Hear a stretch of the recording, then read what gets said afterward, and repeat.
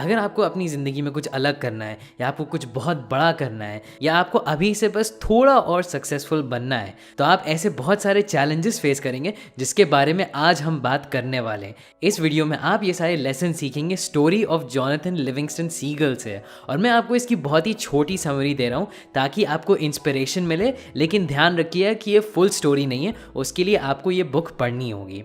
तो अगर आपको इस तरह की स्टोरीज़ और वीडियोस पसंद है तो ज़रूर उस लाइक बटन को क्लिक करिएगा ताकि मुझे पता रहे कि मुझे इस तरह की वीडियोस बनाते रहना चाहिए। इस स्टोरी के 3 पार्ट हैं, तो चलिए शुरू करते हैं। पार्ट 1। ज़्यादातर सीगल्स को सिर्फ एक चीज़ से मतलब होता है और वो है खाना। लेकिन हम लोग का मेन कैरेक्टर जॉनथन ये कोई आम सीगल नहीं है। जॉनथन को सबसे ज़्यादा फ़र्क पड़ता है उड़ने से। उसको उड़ना बहुत पसंद है और सीगल्स खाना ढूंढ रहे होते हैं, लेकिन जॉनथन सिर्फ अपनी फ्लाइंग स्किल्स प्रैक्टिस करता है। वो तरह तरह के स्टंट्स करता है और वो अपने आप को लिमिट तक पुश करने की कोशिश करता है। अब जॉनथन को उड़ने से इतना प्यार था, इस वजह से उसके पेरेंट्स उससे बहुत ज़्यादा डिसअपॉइंटेड रहते थे। उनको बुरा लगता था कि उनका बेटा सिर्फ उड़ता ही रहता है और वो और कुछ अपनी ज़िंदगी में करना ही नहीं चाहता है। उसके पापा उसको याद दिलाते थे कि सीगल्स को उड़ना चाहिए सिर्फ खाने की तलाश के लिए, उनको उड़ने से प्यार नहीं होना चाहिए। अब जॉनथन अच्छा बेटा बनना चाहता था, वो अपने माँ बाप को खुश करना चाहता था, तो वो कोशिश करता था एक साधारण सीगल की तरह रहने के लिए, लेकिन उससे रहा नहीं जाता था। उसको बहुत सारी नई चीज़ें सीखने का शौक़ था और उसका दिल कहता था कि उसको उड़ने की प्रैक्टिस करते रहना चाहिए। एक दिन जब वो प्रैक्टिस कर रहा था तो उससे एक गलती हो जाती है उड़ते उड़ते, और एकदम से वो पानी में नीचे जाके गिर जाता है। वो बहुत ज़्यादा थक जाता है और सबसे बुरी बात तो ये होती है कि उसको फेलियर वाली फीलिंग आती है। उसको लगता है कि वो दुनिया का सबसे बड़ा फेलियर है और वो चाहता है कि यार मैं यहीं पे डूब जाऊँ तो अच्छा रहेगा। अब जब वो ऐसे ही समंदर में पड़ा होता है तो एकदम से उसके दिमाग में एक आवाज़ आती है जो उसको उसके नेगेटिव चीज़ों के बारे में बताती है। वो आवाज़ उससे कहती है कि तुम एक सीगल हो, तुम्हारे पास इतना दिमाग ही नहीं कि तुम समझ पाओ कि और बेहतर कैसे उड़ना चाहिए। तुम्हारी विंग्स किसी फैल्कन की तरह नहीं है कि तुम हाई स्पीड पे उड़ सको। तुम्हारे पापा सही कह रहे हैं, तुमको एक ऑर्डिनरी साधारण सीगल बनना चाहिए। तुम अपने घर जाओ, बस खाने की तलाश में उड़ो और खुश रहो। अब जॉनथन उस आवाज़ की बात को मान लेता है और वो सोचता है कि मुझे भी यार यही करना चाहिए ताकि हर कोई मुझसे खुश रहे। अब जब वो घर की तरफ वापस उड़ रहा होता है, एकदम से उसके दिमाग में एक आइडिया आता है। वो सोचता है कि अगर वो अपने पंखों को थोड़ा सा अंदर कर ले एक फैल्कन की तरह, तब हो सकता है कि वो हाई स्पीड पे उड़ान भर सके। एकदम से उसकी सारी थकान दूर हो जाती है। वो सीधे 2000 फीट ऊंचाई चढ़ जाता है और वहाँ से वो सीधा डाइव मारता है और वो अपने पंखों को अपनी बॉडी के पास ले आता है। जॉनथन को डर भी नहीं लगता कि वो मरेगा या जिंदा बचेगा, उसको बस उड़ने का शौक है। एकदम से उसकी स्पीड बढ़ने लगती है 120, 140 और वो इतनी तेज़ डाइव करने लगता है और एकदम से समुंदर पहुँचने के जस्ट पहले वो अपने आप को कंट्रोल करके ऊपर आ जाता है और वो अपनी डाइव सक्सेसफुली ख़त्म कर पाता है। एकदम से जॉनथन हर वो चीज़ जो उसके दिमाग में नेगेटिव चल रही थी उस सब चीज़ों को भूल जाता है और उसको समझ में आ जाता है कि वो उड़ने के अलावा अपनी ज़िंदगी में कुछ भी नहीं कर सकता है। एक दिन इसी तरीके से जब वो प्रैक्टिस कर रहा था 5000 फीट से, एकदम उसकी डाइव खत्म होने के जस्ट पहले बहुत सारी सीगल्स का एक फ्लॉक आ गया उसके बीच में। लकीली कोई एक्सीडेंट नहीं हुआ और हर किसी की जान बच गई। अब जो वो सीगल्स थी उन्होंने बाकी लोगों को बताया क्या हुआ, और फिर जो सीगल्स के सबसे बड़े बुजुर्ग थे उन्होंने सारे सीगल्स की मीटिंग बुलाई।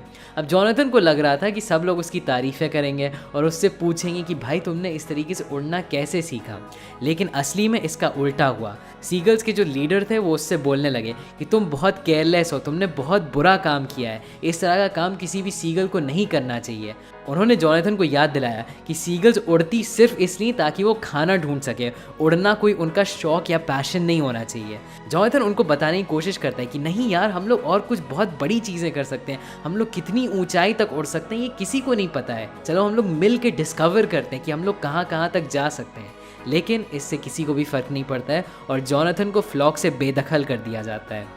अब जॉनथन को अकेले रहना पड़ता है, अपने फैमिली से दूर रहना पड़ता है, लेकिन तब भी वो उतना बुरा नहीं मानता है क्योंकि एटलीस्ट अब वो अपनी उड़ान को अच्छे से प्रैक्टिस कर पा रहा था। एक दिन इसी तरीके से वो फ्लाई कर रहा था और 2 खूबसूरत सीगल्स उसके बगल में आ गईं और वो तो ऐसे उड़ रही थी जैसे जॉनथन ने कभी किसी को देखा ही नहीं था। जॉनथन ने उनका पीछा छुड़ाने की कुछ ट्रिक्स कोशिश करी, लेकिन उन्होंने जॉनथन को बहुत अच्छे से फॉलो किया और उनको कोई भी दिक्कत नहीं हुई जॉनथन की तरह उड़ते रहने में। फिर जॉनथन ने उनसे पूछा कि आप लोग कौन हैं, और उन लोगों ने जवाब दिया कि जॉनथन, हम लोग तुम्हारे भाई हैं और हम तुमको घर ले जाने के लिए आए हैं। तुमको इस दुनिया से जितनी भी चीज़ें सीखनी थी तुमने अब सीख ली हैं। अब टाइम आ गया है आगे बढ़ने का, जन्नत में जाने का, और तुम हमारे साथ ऊपर जन्नत में चलो। पार्ट 2। जैसे ही वो लोग जन्नत में पहुंचे, जॉनथन ने फील किया कि उसकी बॉडी बदल रही थी। अंदर से उसकी आत्मा तो वही थी, लेकिन अब उसकी बॉडी बदल गई थी और वो और कई बेहतर तरीके से उड़ान भर पा रहा था। अब जन्नत में जॉनथन को एक इंस्ट्रक्टर मिला जिसका नाम था सलिवन। जॉनथन ने उनसे पूछा कि मैं यहाँ क्यों आया हूँ और ये कौन सी जगह है। सलिवन ने उसको एक्सप्लेन किया कि तुम लाखों में से एक हो। ज़्यादातर सीगल्स जो होती हैं वो कभी यहाँ तक पहुँच ही नहीं पाती हैं, क्योंकि वो अपनी दुनिया में ही रहती हैं और वो कुछ नई सीखने की कोशिश नहीं करती है।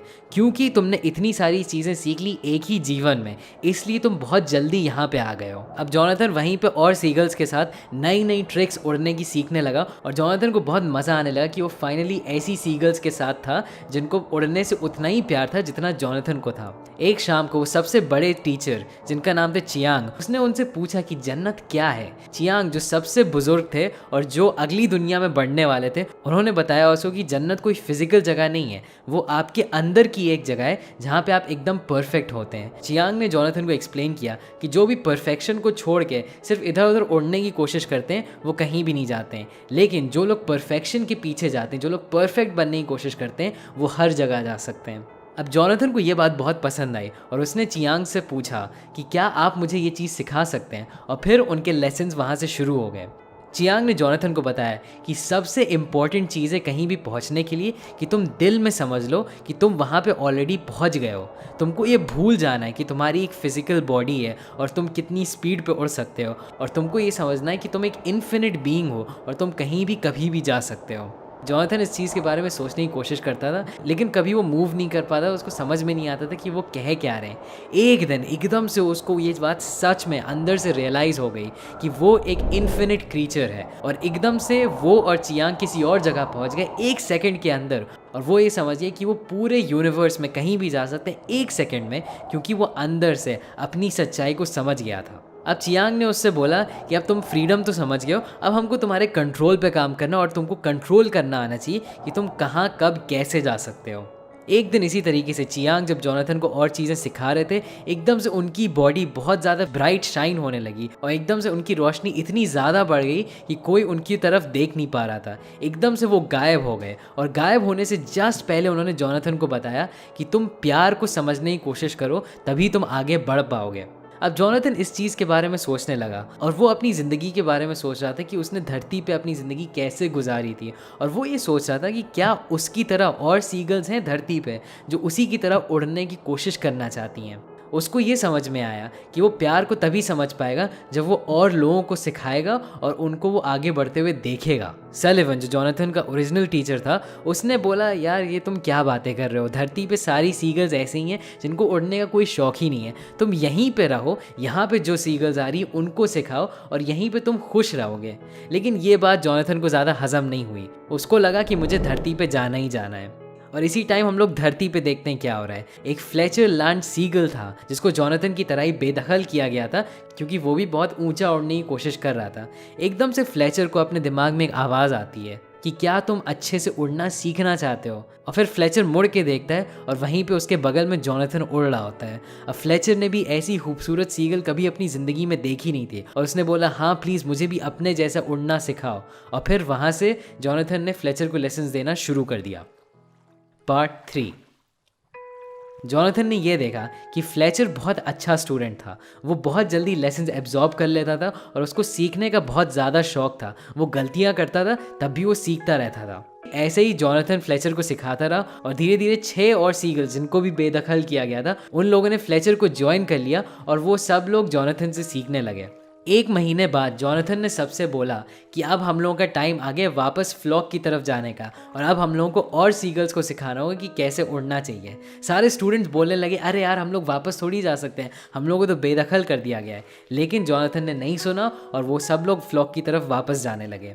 अब जब वो लोग फ्लॉक की तरफ आ रहे थे तो सारी सीगल्स के होश उड़ गए। उन खूबसूरत सीगल्स को उस तरीके से उड़ते हुए किसी ने कभी नहीं देखा था, और जितनी भी छोटी सीगल्स थी वो इंस्पायर हो गई और उनके दिल में आने लगा कि मुझे भी इनकी तरह उड़ने का मन है। एकदम से जितने भी लीडर्स थे सीगल्स के, उन्होंने कहा कि किसी को भी इन लोगों से बात करने की ज़रूरत नहीं है, इन लोगों को बेदखल किया गया, इन लोगों को हम इग्नोर करेंगे।